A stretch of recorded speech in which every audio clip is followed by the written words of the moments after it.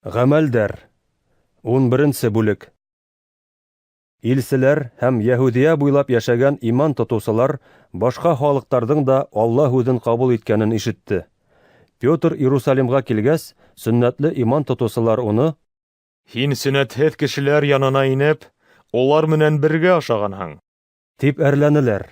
Петр уларга эзмә-эзлекле аңлатып бирде. Мин Иоппия калаһында дога кыла инем.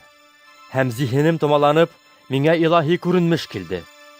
Зур туҡымаға оҡшаған бер нәмә, 4 мөйөшөнән тотолған килеш күктән минең яныма төшөрөлдө.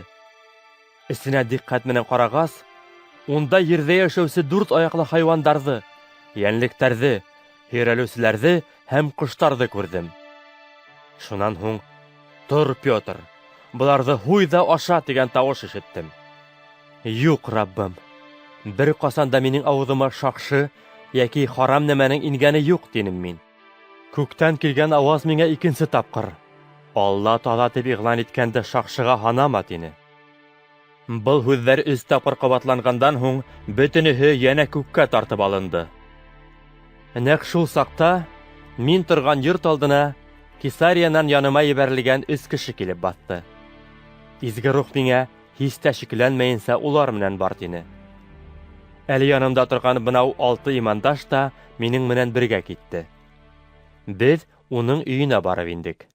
Ул нисек итеп үҙ өйөндә фәрештәне күреү хаҡында һөйләне. Фәрештә уға: «Петр тип тә йөрөтөлгән Симонды саҡырыу өсөн Иоппияға кешеләр ебәр. Ул һиңә һөйләгән һүҙҙәр аша һин үҙең дә, бөтөн йортоң да ҡотоласаҡһығыҙ» тип әйткән. Мин һөйләй башлағас, тәүҙә беҙгә ингән кеүек, уларға ла изге рух инде. Шул ваҡыт мин Раббының Яхья кешеләрҙе һыуға сумдырҙы, ә һеҙ изге рухҡа сумдырылырһығыҙ тигән һүҙҙәрен хәтергә төшөрҙөм. Шулай итеп, әгәр ҙә беҙ Раббы Ғайса Мәсихҡа инанғас, беҙгә биргән бүләкте Алла уларға ла биргән икән, Аллаға ҡаршы торорға мин кем? Тине Петр. Быны ишеткәс, бөтәһе лә тынысланды һәм Алланы данлап: «Тимәк, тормош бирә торған тәүбә итеү юлын Алла башҡа халыҡтарға ла асҡан», тине. Стефандың үлеменән һуң булған эҙәрлекләүҙәр һөҙөмтәһендә таралышҡан иман тотоусылар йәһүдтәр алдында ғына вәғәз һөйләп, Финикия өлкәһенә, Кипрға һәм Антиохия ҡалаһына тиклем барып етте. Әммә улар араһындағы ҡайһы бер Кипр һәм Киринея кешеләре Антиохияға килгәс, башҡа халыҡ кешеләренә лә Раббы Ғайса хаҡындағы һөйөнөслө хәбәрҙе еткерҙе. Раббының көсө улар менән булды һәм бик күптәр инанып Раббыға табан боролдо. Был туралағы хәбәр Иерусалимдағы имандаштар берҙәмлегенә барып етте. Варнаваны Антиохияға ебәрҙеләр. Антиохияға килгәс, ул Алла мәрхәмәтенең емештәрен күреп шатланды һәм ундағы кешеләрҙе Раббыға ысын күңелдән тоғро булып ҡалырға өндәне. Варнава изге рух һәм иман менән тулы изгелекле кеше ине. Күптәр Раббыға инанып, иман юлындағылар төркөмөнә ҡушылды. Шунан һуң Варнава Савлды эҙләп Тарска барды, уны табып Антиохияға алып килде.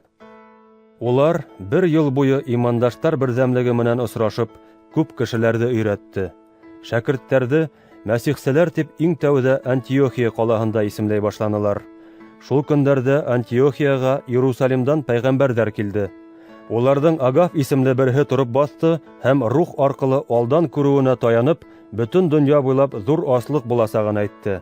Ул аслыҡ Ҡайсар Клавдий заманында булды.